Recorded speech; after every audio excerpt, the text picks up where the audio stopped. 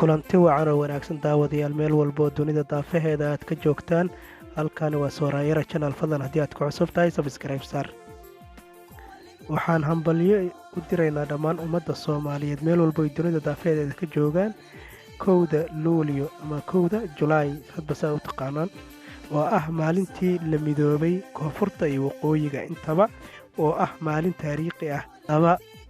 dadweynaha ku nool dalka Uganda, khaasatan caasimadda Kampala, ayaa si diiran u soo dhaweeyay maalintan iyo maalmihii ka horreeyay ee ahayd 26 Juun 27 Juun oo ahayd markii ay xorriyadda qaateen dalka Jabuuti.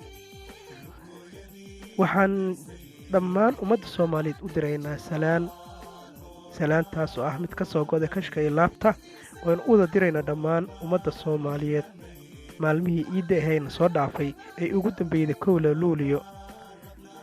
waxaanu halkan kugu soo gudbinaynaa sidii dadka reer Kampala ay uga u soo dhaweeyeen 1 Luulyo. daawasho wacan.